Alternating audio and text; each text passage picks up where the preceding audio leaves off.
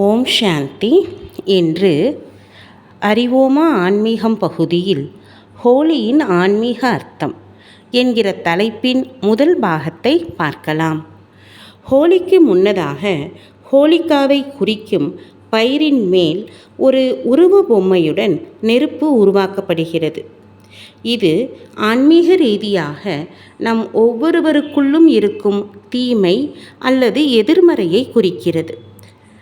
நெருப்பை தயாரிப்பதற்கு ஒவ்வொரு வீட்டில் இருந்தும் மரக்கிளைகளும் துண்டுகளும் வழங்கப்படுகின்றன. இதன் அர்த்தம் நம் ஒவ்வொருவருக்குள்ளும் இருக்கின்ற நமது ஆரோக்கியமற்ற சமஸ்காரங்கள், தவறான பழக்க வழக்கங்கள், மனக்கசப்பு, கடந்த கால ஆசைகள், மேலும் நிறைவேறாத ஆசைகளை கொடுக்க வேண்டும் என்பதாகும்.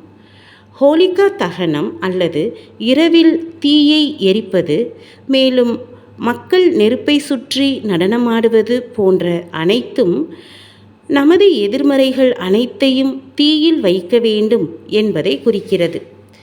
அவை திரும்பி வராதபடி எரித்து சாம்பலாக்கிய பிறகுதான் நாம் மகிழ்ச்சியடைய முடியும். இது தூய்மை மற்றும் நல்லொழுக்கங்கள் நிறைந்த புதிய உலகத்தை தொடங்குவதற்கு பழைய உலகின் தீமைகளை எரிப்பதை குறிக்கிறது. நமது எதிர்மறையான சமஸ்காரங்களை எரிக்க வேண்டுமானால் அதற்கான எளிமையான வழி தியானம் ஆகும். தியானம் என்பது சுப்ரீம் பவர், தூய்மை மற்றும் அன்பின் பெருங்கடலுடன் ஒரு சக்தி வாய்ந்த தனிப்பட்ட தொடர்பாகும். நாம் ஒருவரை நினைக்கும் போது அவருடன் தொடர்பில் இருக்கிறோம். அதுவே யோகம் எனப்படும்.